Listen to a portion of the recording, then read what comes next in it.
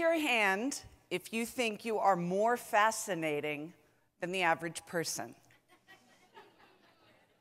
Okay, good. Now, raise your hand if you think you're a better driver than the average person. Everybody.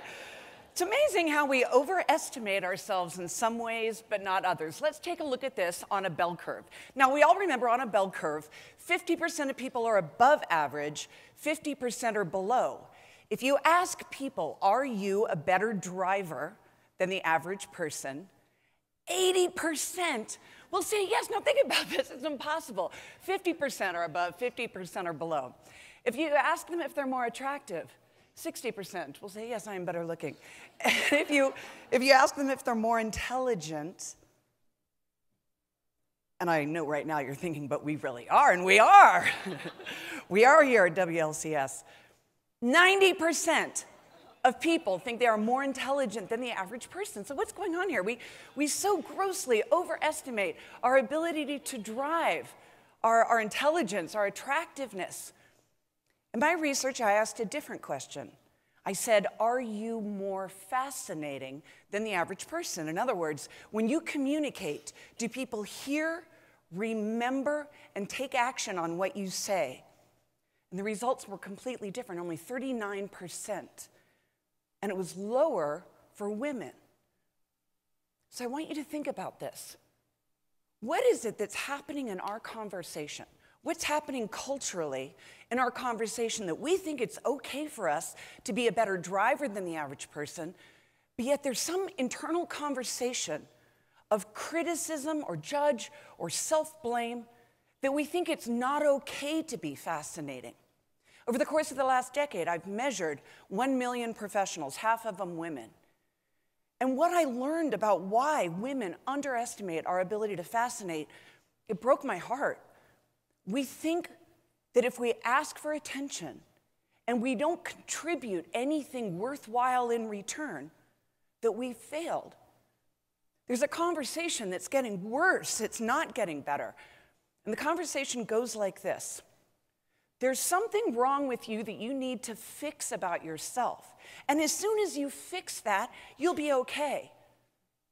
I want to tell you, you don't have to fix anything. You don't have to change who you are. You just have to become more of who you are at your best. Imagine thinking of yourself and your performance and your teams. Imagine thinking of the women around you like this. They don't have to change anything. They need your help to identify what they're already doing right so they can do more of it. That's the ultimate form of empowerment, not to fix somebody, but to show them what they're doing right so they can give it back to you over and over again.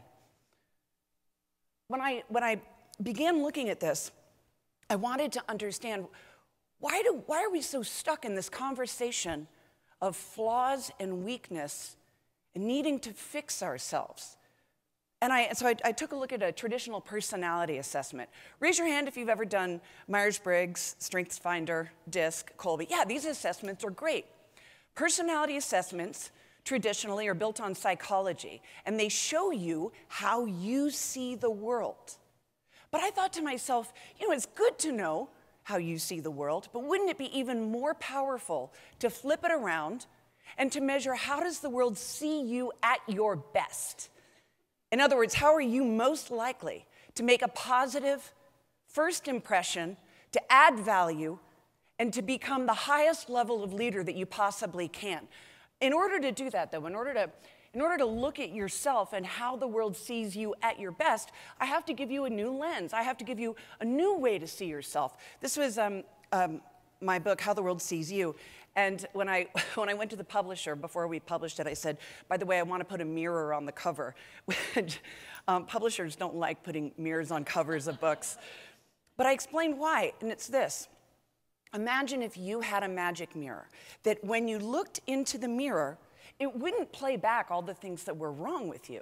It wouldn't show you the ways you needed to fix yourself. In other words, it wouldn't show you those so-called flaws and insecurities, and instead, what if you had a mirror that could show you how other people see you at your best? Think of the person, the player who absolutely idolizes you because you've changed her life. Think of the people around you, your coworkers, your team members, who adore you, who champion for you, who evangelize for you. Think of somebody who fought for you when you needed it. How does that person see you at your best, and how would they describe that? And what I found in my research is that if you give a woman the words to understand how she is most likely to add value, how she's most likely to operate at her very best, it's so deeply empowering that her performance increases up to 200%. The problem is, our culture doesn't give women words to describe what they're doing right. We have a lot of words to describe how women need to change. We have very few ways of telling a woman what she's doing right so she can do more of it. And this is kind of the essence of coaching, I think. There's a difference between giving a compliment and giving coaching. And I'll describe that as I'm going. I want you to be able to empower every single woman and girl around you so they know they are fascinating. And they don't shy away from it. They want to bring it out and they want to play big. When a woman thinks she's not fascinating, she plays small. And when she plays small, we all lose big, right? So in order for us to play big, we have to be able to put ourselves out there. And we're not going to do that by changing who we are. We're going to do that by identifying what's the very best parts of ourselves, how do we focus on that and double down on that and do more of that. And when we do that, there's something scary about it.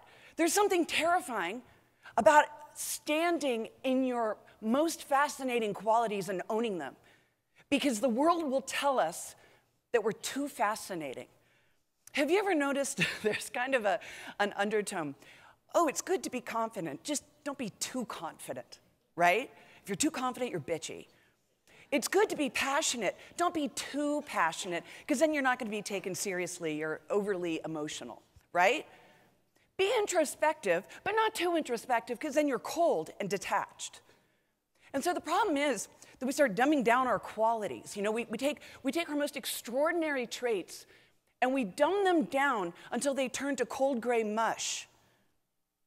You are fascinating.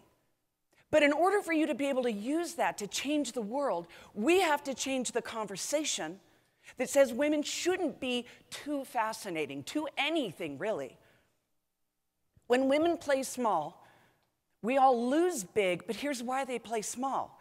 We play small when we're afraid of failure, but even more than that, when we're afraid of judgment. Do you know what I mean? And I'm going to give you a couple of examples of how I've seen this happen in my own life, and I think that probably you can identify this too. And before we can start changing the conversation that women can change the world, and in order to change the world, women don't have to change themselves. In order for us to start that conversation, we first have to own our own most fascinating qualities. And so I want to establish a critical distinction of how this is different than how we were raised. We were raised to identify strengths and weaknesses. Now, strengths and weaknesses is a dangerous dynamic because in a world of strengths, that means somebody's the best and somebody's the worst. In a culture, a workplace, a team, in which only one person can be the best, that means everyone else is a runner-up. That means there's only room for that one person. And it breeds a type of competitiveness that's brittle and ugly. Now, athletics is kind of a parallel for this. You know, of course we want the gold medal.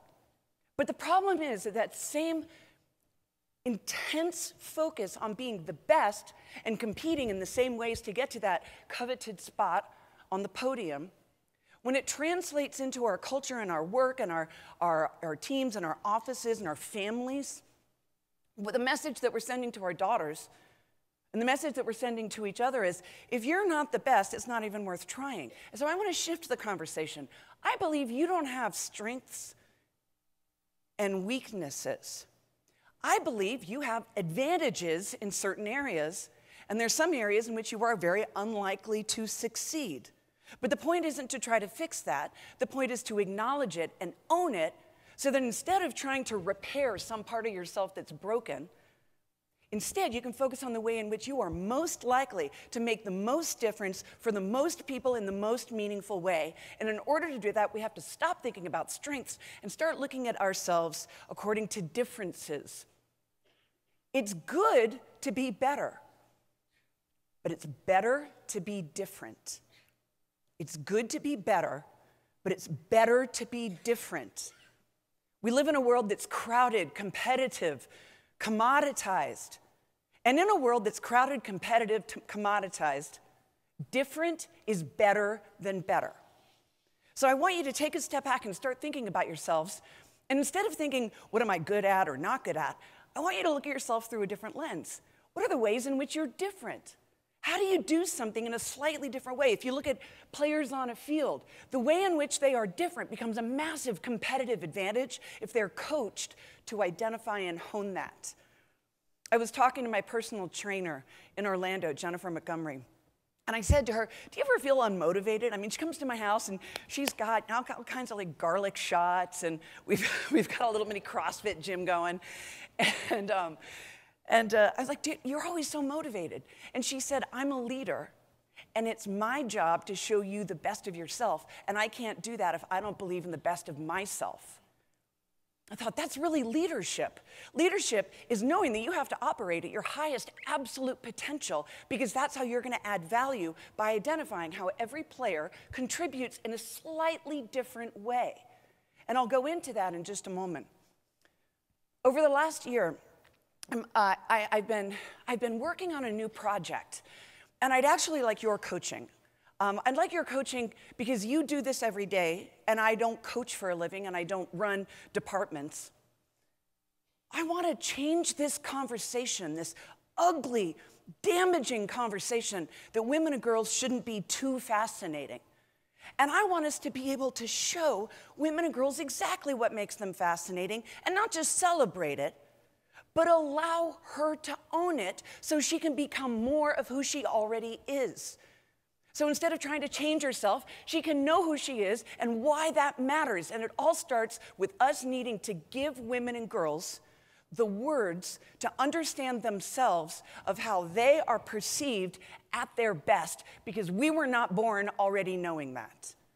We grew up in a time in which nobody ever told us what made us exceptional. We were told maybe that we were pretty or that we had a nice shirt. You know, we get compliments, but it's very rare for somebody to describe an achievement and link that achievement to an innate quality. I want you to think of a time when you put yourself out there. You thought you had something to contribute, something worthwhile to say or deliver or give or share.